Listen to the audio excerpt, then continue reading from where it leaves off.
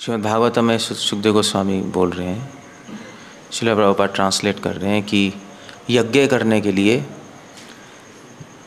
बहुत सारी यज्ञ सामग्री चाहिए होती है, इंग्रेडिएंट्स, जैसे फूल, पत्ते, कुशा घास, और फिर उसके बाद देवयजनम, एक ऑल्टर चाहिए, मंदिर चाहिए यज्ञ करने के लिए। थोड़ा मंदिर तो बनाना पड़ेगा सामने। और समय, सही समय। ब्रह्मा जी कह रहे हैं कि जब मैं प्रकट हुआ था भगवान की नाभि कमल से सृष्टि के आदि में, तभी ब्रह्मा जी का नाम है अज। तब मेरे पास कोई भी यज्ञ सामग्री नहीं थी। उस टाइम ब्रह्मा जी के पास कुछ भी नहीं था। सो क्या किया ब्रह्मा जी ने उस टाइम? तो ब्रह्मा जी कह रहे हैं क्योंकि यज्ञ सामग्री के लिए तो फूल चाहिए, पत्ते चाहिए, कुशा घास चाहिए, मंदिर चाहिए, समय चाहिए। जब ब्रह्मा जी प्रकट हुए तो उस टाइम कुछ भी नहीं था, केवल अंधेरा था चारों तरफ, कोई था ही नहीं। सबसे पहले ही लिविंग एंटिटी हैं, सबसे पहले जीवात्मा ब्रह्मा जी, तभी उनको स्वयं भू कहते हैं, स्वयं प्रकट है, अज कहते हैं, तो सबसे पहले प्रकट हुए हैं। He is the son of God. So अब उस टाइम ब्रह्मा जी एक कमल पे बैठे हुए थे और पूरा अंधेरा था, कमल भी दिखाई नहीं दे रहा था, लाइट ही नहीं थी, तो कुछ भी नहीं था, तो सब अंधेरा। अब आप सोचो, अगर पूरा पिच डार्क अंधेरा आ जाए तो आप पागल हो जाओगे, समझ नहीं आएगा क्या हो रहा है। तो ब्रह्मा जी ने क्या किया? ब्रह्मा जी को उस वक्त आवाज़ सुनाई दी, तप। और श्रील प्रभुपाद लिख रहे हैं कि ब्रह्मा जी ने उस आवाज़ पे विश्वास करके, फेथ रखकर तप करना शुरू कर दिया। तो तप कैसे किया? कुछ तो करेंगे नहीं तब। तो ब्रह्मा जी को गायत्री मंत्र सुनाई दिया, ओम भूर्भुवः स्वः तत्सवितुर्वरेण्यं भर्गो देवस्य धीमहि। उस पे ध्यान लगाना शुरू किया ब्रह्मा जी ने, ओम भूर्भुवः स्वः। और हजारों साल, देवताओं के हजारों साल तपस्या किया, एक नहीं, मतलब इंसानों के हजारों साल नहीं, देवताओं के हजारों साल, यू कैन इमेजिन, तपस्या की, और उससे भगवान बड़े खुश हुए। सो आइडिया ये है कि ब्रह्मा जी कह रहे मेरे पास यज्ञ करने के लिए कुछ नहीं था, तो यज्ञ तो मैं नहीं कर पाया, मगर मैंने तप किया। तो कृष्ण भगवान यज्ञ से भी खुश होते हैं और तपस्या से भी खुश होते हैं। एक्चुअली यज्ञ, तपस्या, ज्ञान, भक्ति सब एक ही है। मूर्ख लोग अलग अलग देखते हैं। सांख्य योग पृथक बाला प्रवदन्ति न पंडिता। बालक लोग बोलते हैं ये यज्ञ अलग है, तपस्या अलग है, ध्यान अलग है, भक्ति अलग है। और हमें बताया भी जाता है, भी देखो सतयुग में ध्यान योग था, और त्रेता में, फिर द्वापर में क्या था, नहीं यज्ञ था, सॉरी, सतयुग के बाद क्या है, त्रेता, मतलब उल्टा हो गया। त्रेता में यज्ञ था, द्वापर में अर्च विग्रह पूजा, कलयुग में हरिनाम संकीर्तन। बट एक्चुअली प्रोसेस अलग अलग हैं, वो तो मानते हैं हम। तपस्या का तरीका अलग है, क्योंकि उसमें कुछ है ही नहीं, उसमें तो बस आपको मंत्र पे ध्यान करना है, जो ब्रह्मा जी ने किया। यज्ञ करने का तरीका अलग है। हाँ भाई, ऑल्टर होगा, फ्लावर्स होंगे, स्वाहा होगा, कई चीज़ें होंगी, नहीं। और ध्यान करने का तरीका अलग है, कि आसन, यम, नियम, प्राणायाम, प्रत्याहार, धारणा, ध्यान, समाधि। भक्ति का अलग तरीका है, संकीर्तन, यज्ञ, मगर प्रिंसिपल सेम है। काम एक ही हो रहा है, तरीके अलग हैं। काम एक ही है। काम क्या हो रहा है? काम एक ही हो रहा है, भगवान को खुश करने का प्रयास हो रहा है, भगवान को आनंद देने का प्रयास है ये, अलग अलग तरीकों से। हाँ, कलयुग में आप अलग तरीकों से आनंद नहीं दे सकते, तो इसलिए हरिनाम संकीर्तन है। मगर वैसे भी देखा जाए तो सबसे ज़्यादा भगवान को आनंद हरिनाम संकीर्तन से ही मिलता है। सो ब्रह्मा जी ने क्या तपस्या की? ब्रह्मा जी ने क्या तपस्वियों की तरह तपस्या की कि आगे बैठ गए बस और कुछ नहीं, गायत्री मंत्र बोला। गायत्री मंत्र क्यों बोला? किसकी खुशी के लिए? भगवान की खुशी के लिए। उनको समझ आ रहा था कि कोई है मुझसे ऊपर जिसने मुझे बताया तप करो, और उनकी खुशी के लिए जब मैं तप करूँगा, जब मैं गायत्री मंत्र बोलूँगा तो वो खुश होंगे। इसलिए कृष्ण कह रहे हैं यज्ञ दान तपा कर्मा पावनानि मनीषिणा। यज्ञ, तपस्या, दान अगर भगवान के निमित्त किया जाए तो भगवान बहुत खुश होते हैं और भक्ति में मदद करता है हमें। इसलिए ब्रह्मा जी यहाँ पे कह रहे हैं कि देखो भाई, एक्चुअली यहाँ पर ठीक है, यज्ञ में ब्रह्मा जी ने कहा यज्ञ के लिए, उस टाइम सृष्टि थी नहीं तो क्या होगा? यज्ञ के लिए कुछ भी नहीं होगा, सृष्टि नहीं थी कुछ भी। तो यज्ञ के लिए पशु नहीं थे। ब्रह्मा जी कह रहे हैं पशवः न तेषु यज्ञस्य पशवः। पहले ज़माने में यज्ञ में पशु होते थे, उनको सैक्रिफाइस किया जाता था, बलि चढ़ाते थे। बट ऑफ कोर्स वहाँ पे जो बलि चढ़ाते थे उसको पाप नहीं माना जाता था, क्योंकि वो बलि, प्रभुपाद लिख रहे हैं, बलि चढ़ाने के बाद जिंदा कर देते थे ऋषि लोग दोबारा से। या जो पशु को बलि चढ़ाते थे उनमें इतनी पावर होती थी मंत्रों से कि उसकी आत्मा को स्वर्ग लोक, उच्च लोक में भेज देते थे। मगर आजकल, अब कलयुग में तो पशु नहीं रख सकते।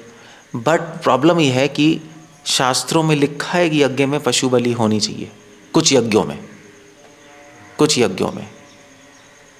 और जब वो यज्ञ करोगे तो पशु नहीं रखोगे, बलि नहीं दोगे, तो शास्त्रों का आदेश खंडन हो गया। तो अगर आपको यज्ञ करना है तो पशु बलि देनी पड़ेगी, आप वो यज्ञ मत करो। अगर वो यज्ञ करना है, ज़रूरी है, और पशु बलि देनी है, कलयुग में शास्त्रों में भी लिखा है पशु बलि नहीं दे सकते, दोनों चीज़ें हो गई ना, तो कैसे करें? तो उसके लिए क्या करते हैं? तो उसके लिए जो वैष्णव संप्रदाय में, जो निम्बार्क संप्रदाय, मध्वा, श्री, जब भी ऐसा यज्ञ करते हैं, एक यज्ञ होता है पशु बलि यज्ञ, उसमें पशु बलि तो देनी है, नाम ही है, तो कभी कभी ज़रूरी भी होता है। तो उसमें क्या करते हैं, वो आटे का वो बना लेते हैं एनिमल, और उसकी बलि दे देते। तो वेदों का आदेश खंडन भी नहीं हुआ और काम भी हो गया। जैसे राम भगवान ने यज्ञ किया था, सीता वनवास मिल गया, उसके बाद यज्ञ करना पड़ा था उन्हें अयोध्या में। तो लोगों ने कहा यज्ञ करने के लिए राजा क्या रानी होनी चाहिए, आप कर नहीं सकते, असंभव है। तो क्या करें, सीता आ नहीं सकती, उसको तो वनवास दे दिया है राम ने, बुला तो सकते नहीं है। तो फिर उन्होंने बीच का रास्ता निकाला कि आप सीता देवी की सोने की मूर्ति बना लो और साइड में रखो।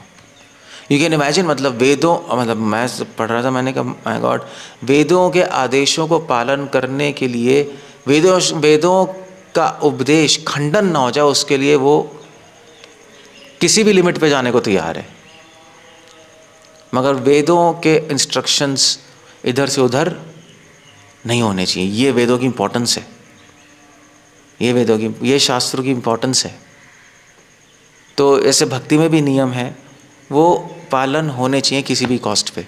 अगर हम नहीं कर सकते तो उसका कुछ जुगाड़, कुछ ऑल्टरनेटिव ढूंढना पड़ेगा। जैसे फॉर एग्जांपल, अगर आप ट्रेन में जा रहे हो या अमेरिका जा रहे हो तो 24 घंटे लगते हैं, प्लेन में 20 घंटे। अब आप खाना ले जाना भूल गए, क्या करोगे? खाना कभी कभी ले जा भी नहीं सकते, सो क्या करो, क्या खाओगे 20 घंटे? चलो कोई आदमी टॉलरेट कर ले, कोई बूढ़ा है क्या करेगा, और डिवोटी है, सो क्या करेंगे उस टाइम? उस टाइम ठीक है, हम लोग उनसे फ्रूट्स मांग लेंगे, भैया फ्रूट्स दे दो, जूस दे दो। तो ऑफ़र क्या करें? तो मगर ऑफ़र करना ज़रूरी है, तो उसके लिए आपको सर्कमस्टांस में आपको ऑफ़र करना भी है। अगर कोई ऑल्टर नहीं है, कोई तुलसी नहीं है, तो कर क्यों ना तुलसी के, भगवान स्वीकार करेंगे भी नहीं, तो क्या करें? तो हमें कोई रास्ता निकालना पड़ेगा, क्योंकि शास्त्रों का उपदेश खंडन नहीं हो सकता। तो क्या करते हैं हम, फिर हम माइंड में ही उस पर तुलसी रखते हैं और मन में ही मन में ही मंदिर बना के भगवान के चरणों में अर्पण करके फिर लेते हैं। तो वो खंडन भी नहीं हुआ, उपदेश, और काम भी हो गया। मगर आप ये ऐसे नहीं कर सकते कि आप ऐसे कपूरथला में कहीं गए जूस की शॉप, वहाँ मन में ऑफर करके ले लिया, वो नहीं कर सकते क्योंकि यहाँ पे तो पॉसिबल है ना करना ऐसा। यहाँ तो घर में आके ऑफर करके ले सकते हो जूस, घर में बना लो। सो दैट्स द पॉइंट दिया। तो इसलिए पशवः, पशु होते हैं यज्ञ में। अब आटे का बनाते हैं क्योंकि कलयुग में पशु हत्या, हिंसा मना है। और वे सवनस हैं। सवनस क्या है? सवनस क्या कह रहा हूँ, सवनस्पत्य, वनस्पति होते हैं वहाँ पर। वनस्पति मतलब आपके यज्ञ के अंदर आपने देखा है साउथ इंडिया में बनाना लीव्स मानते हैं, देखा है? लीव्स होती हैं, फूल भी तो होते हैं यज्ञ में, फूल रखते हैं। उसके बाद स्पेशल फूल भी होते हैं यज्ञों में, स्पेशल लीव्स भी रखते हैं। जैसे घड़े में जब घड़ा बनाते हैं चारों तरफ रखते हैं कुंभ, उसमें पत्तियां लगानी पड़ती हैं और तुलसी लीव्स तो होंगी। सो पत्तियां होनी चाहिए, लीव्स होने चाहिए। वनस्पति, वनस्पति मतलब औषधि भी, कभी कभी हर्ब्स भी रखते हैं यज्ञों में, अलग अलग टाइप की हर्ब्स। उसके बाद कुशा, कुशा के बिना तो यज्ञ हो ही नहीं सकता, असंभव है। कुशा घास का मैट होना चाहिए, कुशा घास यहाँ पे भी बांधते हैं, यज्ञ में भी रखते हैं। और तो ये नेसेसरी चीज़ें, इसके बिना यज्ञ संपूर्ण नहीं होगा। देव यजनम, एक ऑल्टर होना चाहिए, जैसे इस दीक्षा के टाइम नहीं बनाते हम ऑल्टर, यज्ञ होता है। और फिर समय होना चाहिए, वो ज्योतिष से समय निकाला जाएगा किस समय पे किया जाए। और फिर उसके बाद गुणान्वित, और फिर उसके बाद कोई ना कोई एक क्वालिफाइड करने वाला, यज्ञ करने वाला भी चाहिए जो कि क्वालिफाइड हो, शुद्ध हो, तब यज्ञ होता है। तो अब ये सब नहीं है और यज्ञ भी करना है, संकीर्तन यज्ञ करना है, यज्ञ है ना वो, मगर ये सब नहीं है, तो ये सब होने चाहिए। तो फिर संकीर्तन यज्ञ करने का तरीका है। हमारे संकीर्तन यज्ञ में भी ये सब होना चाहिए। यज्ञ है ना तो होना तो चाहिए, फूल होने चाहिए, पत्ती होनी चाहिए। तो हम तो नाम ले रहे हैं, तो उसमें फिर फूल पत्ती क्या है? फूल पत्ती हमारी भावनाएं हैं। जो हम भगवान, फूल से सुगंध आती है ना, तो हमारी अच्छी भावना है, भक्ति भावना है, तो भगवान को सुगंध आएगी। तो उसमें भी फूल है, वो हमारी भावनाएं हैं। उसमें भी फिर उसके बाद पशवः, पशु है। पशु क्या है? जिसकी बलि दे रहे हैं, तो उसमें आपको अपने क्या है, अनर्थों की बलि, वही तो पशु है हमारे अंदर, काम क्रोध, उसकी बलि देनी है उस यज्ञ में, अंदर ही। इच्छाओं को छोड़ो जब नाम ले रहे हो, संकीर्तन यज्ञ कर रहे हो। और फिर उसके बाद ऑल्टर होना चाहिए। ऑल्टर क्या है? आपका हृदय, जिसमें आप हरि नाम डाल रहे हो, उसी में डाल रहे हो ना। आपकी आत्मा, आपकी आत्मा ही मंदिर है, मन ही मंदिर है। और समय, समय क्या है संकीर्तन यज्ञ करने का? कोई नहीं, कभी भी कर सकते हो, सारा ही समय। ये तो महाप्रभु ने बोला है, सारे ही समय, कभी भी कर सकते हो। और क्वालिफाइड गुरु, गुरु क्या है? गुरु है शास्त्रों के उपदेश, जिसके अनुसार हम संकीर्तन यज्ञ कर रहे हैं। माला करनी है, कौन सा मंत्र करना है, कैसे करना है, वो तो हमें उपदेश मिला है ना, वही हमारे गुरु हैं अंदर। तो हम यज्ञ कर रहे हैं। आप कोई कहेगा भी आप तो हरे कृष्णा कर रहे हो, यज्ञ कहाँ कर रहे हो? शास्त्रों में तो लिखा है देखो यज्ञ करना। हम कर रहे हैं, मगर क्योंकि पॉसिबल नहीं है कलयुग में हर टाइम करना, घरों में पॉसिबल नहीं है, बट शास्त्रों का उपदेश है, तो इसलिए हम लोग इस तरह करते हैं। अब ये मैंने जो मन से नहीं बनाया है कि फूल भावनाएं, आपका अपने तो मन से बना रखा है, फूल भावनाएं हैं, ऑल्टर आपका मन है। कोई कहेगा नहीं शास्त्र के आदेश गुरु हैं, ये नहीं है, मन से नहीं बनाया, ये सब शास्त्रों में दिया है। महाभारत में, शास्त्रों में दिया है कि फूल भावना का प्रतीक होते हैं। हमारा मन, आत्मा भगवान के ऑल्टर का प्रतीक है। और गुरु शास्त्रों के उपदेश हैं, शास्त्रों में दिया है। तो उससे फिर हम देखकर समन्वय कर कर फिर हम ऐसा कर लेते हैं। तो जब ऐसा करोगे तब संकीर्तन यज्ञ पूरा होगा। अगर ऐसा नहीं करोगे तो संकीर्तन यज्ञ पूरा नहीं होगा। तो इसलिए सभी, इसलिए शास्त्र पढ़ने का फ़ायदा है। तो हमें समझ आता है हम क्या कर रहे हैं, क्यों करना है, यज्ञ क्यों है, तो चीज़ें बढ़ती हैं, तो भगवान खुश होंगे। ये शास्त्र भी पालन हो गए, हरिनाम भी हो गया, महाप्रभु के इंस्ट्रक्शंस भी फॉलो हो गए। शास्त्र में लिखा है कि कलयुग में स्वाहा वाला ये वाला यज्ञ कर नहीं सकते, वो भी हो गया, सब हो गया। हाँ ओके गुड, इंटेलिजेंट काम हो गया। ठीक है, हरे कृष्ण। श्रील प्रभुपाद की जय।